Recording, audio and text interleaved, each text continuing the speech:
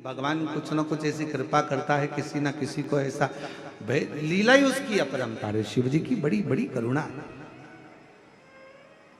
4 वर्ष की सावित्री को होश आए, शिवजी स्वयं वेद का रूप रखकर मां छिपरा के तट पर पहुंच गए। मां पहुंचे, हाथ में खप्पर है, थोड़ी सी औषधि है और आवाज लगाते लगाते मेरा महाकाल राजा, मेरा महाकालेश्वर, मेरा शिव आवाज लगाते लगाते आया, ओ सावित्री, ओ सावित्री, ओ सावित्री।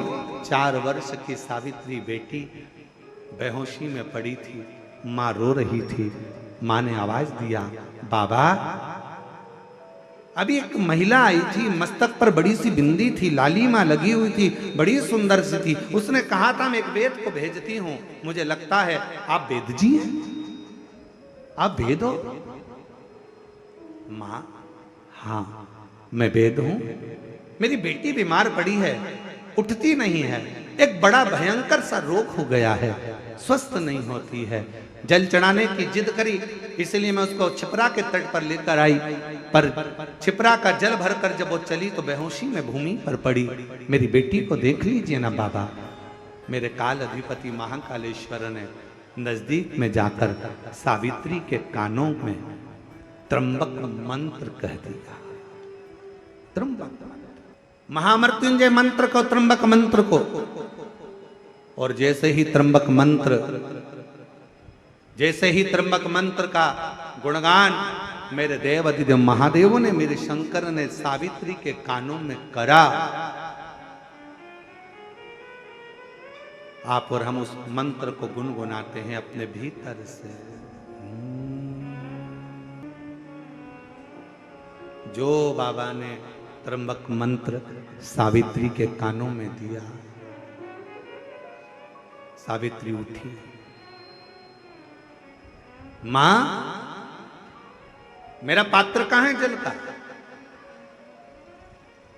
जल्दी चढ़ो, बाबा को जल चढ़ाना है। पात्र ढूंढने लगी, पात्र उठाया सावित्री ने। छोटी सी कन्या पात्र उठाकर चली। मेरे बाबा वेद का रूप रखकर जा रहे थे, मां पार्वती जी ने उनको रोक लिया। शंभू, एक छोटी सी लड़की के कानों में आपने त्र्यंबक मंत्र दिया, क्या केवल इसी लड़की के लिए? क्या इसी बेटी के लिए? केवल इसी बेटी के लिए? भगवान शंकर महाकाल राजा वेद का रूप रखकर सावित्री की साक्षी में, सावित्री के मस्तक पर हस्त कमल रखकर मां जगत जननी दुर्गा भवानी, मां पार्वती गौरा से, जगत दुर्गा मां भवानी से कहते हैं, पार्वती ये त्र्यंबक मंत्र केवल एक इस छोटी सी कन्या सावित्री के लिए नहीं है, ये त्र्यंबक मंत्र आज मैंने एक बेटी को नहीं, जगत में जन्म लेने वाली जितनी बेटियां होंगी, जगत में जन्म लेने वाली जितनी कन्या होंगी, जगत में जन्म लेने वाली जितनी नारी होगी, जगत में जन्म लेने वाली जितनी बच्चियां इस ब्रह्मांड में, इस संसार में, जो अपने मां के गर्भ से जो बेटी जन्म लेगी, बेटा और बेटी में एक अंतर बहुत बड़ा होगा। बेटा जन्म लेगा तो हो सकता है बाल्यावस्था में उसको तबीयत नरम गरम हो, पर बेटी अगर गर्भ से जन्म लेती है ना मां के, तो वो मंत्र का प्रभाव उस बेटी के जन्म से ही रहेगा। इसलिए डॉक्टर भी कहते हैं, बेटे को थोड़ा सा तकलीफ हुई, निमोनिया हो गया, सर्दी हो गई, जुकाम हो गया, मां बार बार दौड़कर बेटे को लेकर हॉस्पिटल जा रही है, डॉक्टर के पास जा रही है, पर बेटी अगर जन्म लेती है, बेटी अगर जन्म लेती है तो उसके साथ बाबा का त्र्यंबक मंत्र स्वयं साथ चलता है। इसलिए बेटियां जन्म से ही एकदम चतुर, विद्वान, पुष्ट और आनंदित रहती हैं, आनंदित रहती। तुम्हारे घर में बेटा और बेटी का जन्म हुआ हो ना तो तुम खुद दर्शन करिएगा। बेटे का जन्म होगा ना अलग से दिखेगा, थोड़ा दुर्बला पतला, मालूम पड़े कभी निमोनिया हो रहा, कभी सर्दी हो रही, कभी जुकाम हो रहा, कभी खांसी हो गई, कभी कुछ हो गया, कभी कुछ हो गया।